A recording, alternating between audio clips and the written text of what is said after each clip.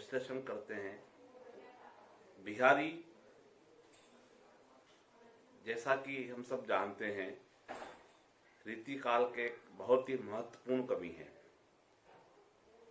रीतिकालीन काव्य की रीति सिद्ध धारा के एकमात्र कवि बिहारी ने जिस प्रकार से सतसई की रचना कर रीतिकालीन काव्य में अपना स्थान बनाया है वह अप्रतिम है, क्योंकि बिहारी ने दोहे जैसे छोटे छंद में जिस कौशल से भावों की अभिव्यक्ति की है वह उनकी असाधारण प्रतिभा का परिचायक है। बिहारी अपने समय के अद्भुत प्रतिभा संपन्न, रस प्रवण, मेधावी कवि थे। उनकी अकेली कृति बिहारी सतसई उनकी अक्षय कीर्ति के लिए पर्याप्त है। यद्यपि अन्य सभी कवियों की तरह बिहारी के जन्म को लेकर भी आलोचकों में मतैक्य नहीं है, तथापि यह माना जाता है कि बिहारी का जन्म संवत 1652 के में हुआ था और उनका देह अवसान संवत 1721 ईस्वी में हुआ था। उनके जीवन के बारे में कुछ तथ्य इस प्रकार से हैं कि बिहारी का जन्म ग्वालियर में हुआ था तथा वे ब्राह्मण वंश में उत्पन्न हुए थे। उनका बाल्यकाल बुंदेलखंड में व्यतीत हुआ। केशव तथा केशव राय क्रमशः इनके गुरु तथा पिता थे। बाल्यकाल के बाद वे ब्रज प्रदेश आकर के बस गए। मथुरा में इनके ससुराल थी। बिहारी के आराध्य कृष्ण हैं। वे दरबारी कवि थे और उन्हें जोधपुर तथा जयपुर के राजाओं से वृत्ति मिला करती थी। जैसा कि प्रसिद्ध है, बिहारी के दोहे गागर में सागर भरने का साहस रखते हैं। बिहारी के दोहों में जो गागर में सागर भरने जैसे अर्थ गंभीरता है, उससे बिहारी की प्रतिभा का हमें पता चलता है। बिहारी के कई सारे दोहे वैसे तो प्रसिद्ध हैं, लेकिन एक दोहा जो उन्होंने राजा जयसिंह को लिख करके भेजा वो बहुत ही प्रसिद्ध दोहा है। नहीं पराग नहीं मधुर मधु, नहीं विकास अहीं काल, अली कली ही सो बंदियो, आगे कौन हवाल। इस दोहे को सुन करके राजा जयसिंह, जो कि अपनी नई नवेली रानी के प्रेम पास में बंधे हुए थे, उन्होंने तुरंत उस प्रेम पास से निकल करके और राजकाज को संभाला। ये बिहारी की काव्य प्रतिभा थी कि उन्होंने दोहे जैसे छोटे छंद के माध्यम से अपनी कवि प्रतिभा को सिद्ध किया। आइए हम पाठ्यक्रम में शामिल किए गए बिहारी के दोहों का काव्य पाठ करते हैं, उनका अर्थ जानते हैं, उनका विश्लेषण करते हैं। पहला दोहा है, मेरी भव बाधा हरो, राधा नागरी सोई, जा तन की झाई परे, शाम हरित दुती होई। मेरी भव बाधा हरो, राधा नागरी सोई, जा तन की झाई परे, शाम हरित दुती होई।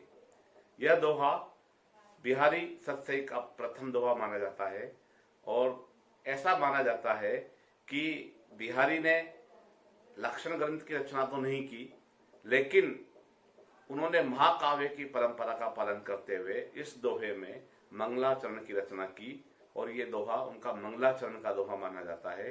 जैसे वो लिख रहे हैं, इस दोहे में उन्होंने राधा की वंदना करते हुए ईश्वर से, कृष्ण से प्रार्थना की है कि मेरी भव बाधा हरो, मेरी सांसारिक बाधाओं का आप निवारण करिए, मेरी सांसारिक बाधाओं को आप हरिए, दूर करिए।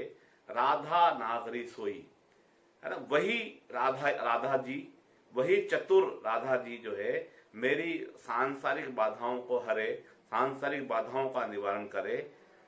आगे की पंक्ति में स्पष्ट करते हुए करें कि जा तन की झाई परे, शाम हरित दुती हुई, कि जिनकी छाया मात्र पड़ने पर भी भगवान श्री कृष्ण प्रसन्न मन वाले हो जाते हैं, प्रसन्न चित्त हो जाते हैं। ऐसी राधा जी मेरी सांसारिक बाधाओं का निवारण करे, है ना। और इस दोहे के बारे में माना जाता है कि यहाँ पर जो है श्लेषार्थ से इस दोहे में तीन तीन अर्थ निकल रहे हैं कि ऐसी राधा जी, पहला अर्थ है जो दोहे का सामान्य अर्थ है कि ऐसी राधा जी मेरी सांसारिक बाधाओं का निवारण करे, जिनके तन की झाई पड़ने से, जिनकी तन क्या स्पर्श मात्र होने से भगवान श्री कृष्ण भी हरित दूती वाले हो जाते हैं। दूसरा अर्थ है कि यहाँ पर भगवान श्री कृष्ण काले रंग के हैं और राधा जी गोरे रंग की है, स्वर्णिम रंग की है। तो जैसे जो रंग शास्त्र का विज्ञान है वो बताता है, रंग विज्ञान में बताता है कि अगर पीला रंग अगर किसी सांवले रंग के ऊपर पड़ेगा तो वो हरे रंग में बदल जाएगा, ऐसा रंग शास्त्र बताता है।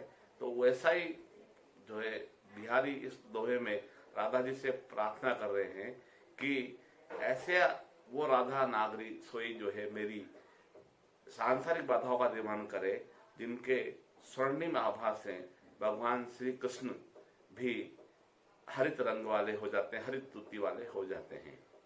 तो इस प्रकार से जो है ये दोहा बहुत ही अर्थ गांधीर्यता लिए हुए है और एक प्रकार से मंगलाचरण का दोहा है।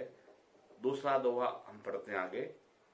युवती जौन में मिल गई, नेकुन होती लखाई, सौंधे के डोरी लगी, अली चली संग जाए। युवती, युवती ये जो है इसका तद्भव अर्थ है युवती, तत्सम बनेगा युवती। युवती जौन, जौन मतलब चंद्र, चांदनी, जाह्नवी। युवती जौन में मिल गई, युवती जो है ज्योत्सना में, चांदनी में मिल गई है। नेकुन होत लखाई, यहाँ पर नायिका के सौंदर्य का वर्णन करते बिहारी लिख रहे हैं कि नायिका इतनी श्वेत वर्णी है कि वो ज्योत्सना में मिल गई है, चांदनी में मिल गई है, और जरा सी भी, नेकुन होत लखाई, जरा सी भी दिखाई नहीं दे रही है। उसके पीछे पीछे जाने वाली जो सखी है, सौंधे के, उसकी केवल बदन की खुशबू मात्र से, उसके शरीर की खुशबू मात्र की डोर से बंधी हुई ही उसकी सहेली उसके पीछे पीछे जा रही है। अन्यथा नायिका इतनी गौर वर्णी है कि वो चांदनी में बिल्कुल भी दिखाई नहीं दे रही है। इसी प्रकार तीसरा दोहा है। हो रींजो लखी रींज ही, छबी छबी ले लाल, सोन झुई सी होत दुती, मिलत मालती माल। यहाँ पर कृष्ण के सौंदर्य का वर्णन करते हुए बिहारी लिखते हैं कि हो रिंजी, नायिका कह रही है कि मैं तो रिंझी हूँ, मुग्ध हो गई हूँ, मोहित हो गई हूँ। लखी रींझ ही, तुम भी जरूर से उसको देख करके जो है रीझोगी। छबी छबी ले लाल, उस छबीले लाल अर्थात कृष्ण की सौंदर्य को, छवि को देख करके, सौंदर्य को देख करके नायिका कर रही कि मैं तो मुग्ध हो गई, लेकिन तुम भी अगर उसको देखोगे तो मुग्ध हो जाओगे। तो कारण स्पष्ट करते हुए बता रही है कि सोन जुवी सी होत दुती, क्यों मिलत मालती माल। मालती माल, मालती सफेद जो है मोतियों की माला होती है, और कृष्ण सांवले हैं, लेकिन सफेद मोतियों की माला कृष्ण के गले में ऐसी लग रही है जैसे कि मानो सोन जुई, पीले फूल की दुती जैसे चमक रही हो। इस प्रकार की आभा मंडित हो रही है। तो इसीलिए नायिका कर रही है कि मैं तो मुग्ध हो गई हूं, लेकिन तुम भी अगर देखोगे तो मुग्ध हो जाओगे। क्यों? क्योंकि कृष्ण के गले में जो मालती की माला डली हुई है वो उनके सांवले रंग से जो है चमक करके सोन जुई सी दुती उत्पन्न कर रही है, सोन जुई सी चमक उत्पन्न कर रही है। इसी प्रकार चौथा दोहा हम देख रहे हैं। बह के सब जिए की कहत, ठोर कुठोर लखे न, छिन ओरे से ये छवि छाके नैन। है ना, यहाँ पर एक नायिका जो है अपने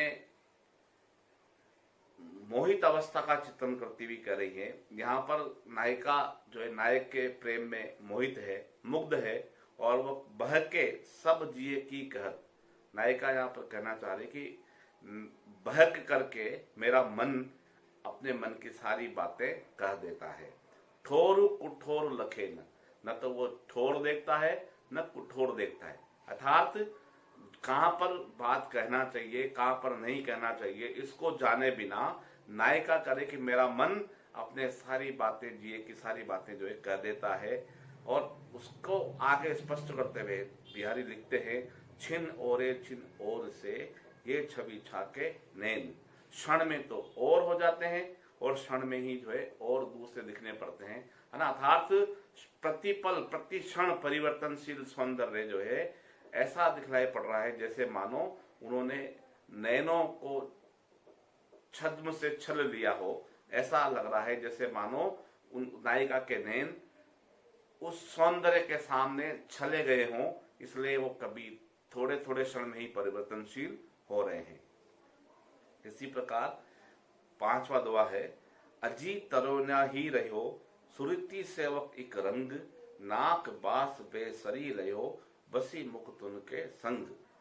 इस दोहे में अन्योक्ति के माध्यम से जो है बिहारी जी चित्रित करते हैं, अजी तरोना ही रहो। अजियो मतलब आज भी, तरियोना मतलब बिना उद्धार किए हुए, जो तरा नहीं है, ही रहो श्रुति सेवक एक रंग, एक रंग, है ना। एक अनन्य भाव से जो है कान की सेवा करने के बावजूद भी, है ना, वो तरियोना ही रहा है, मतलब तरा नहीं है। नाक बास बेसरी लयो बसी मुक्त उनके संग। यहाँ पर श्लेषार्थ में कवि ये कहना चाह रहे हैं कि जिन्होंने वेदों का अध्ययन एकमात्र अनंत्यम भाव से किया उनका उद्धार नहीं हो पाया, लेकिन नाक बास बेसरी लयो बसी मुक्त उनके संग, है ना। नाक बास माने स्वर्ग स्थान को बड़ा प्राप्त कर दिया है। बेसरी जो नाक में पहनने का आभूषण है, वो उसको स्वर्ग, नाक के पहनने के आभूषण को जो है स्वर्ग का स्थान, उच्च स्थान मिल गया बसी मुक्त, मोतियों के कारण। वो यहाँ मोतियों का दूसरा अर्थ है मुक्त अवस्था के लोगों के साथ रहते हुए उसको स्वर्ग मिल गया।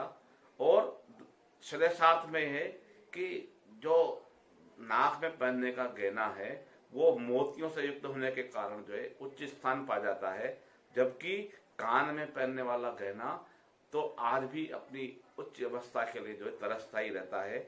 यहाँ पर श्लेषार्थ के माध्यम से बिहारी जी ने यह स्पष्ट करने की कोशिश करी है कि जिन लोगों ने वेदों का अध्ययन किया, जिन्होंने एक अनंत्यम भाव से वेदों का अध्ययन किया, वो मुक्ति को प्राप्त नहीं हो सके, लेकिन जो लोग मुक्त लोगों के साथ में रहे उनको स्वर्ग अवश्य मिला।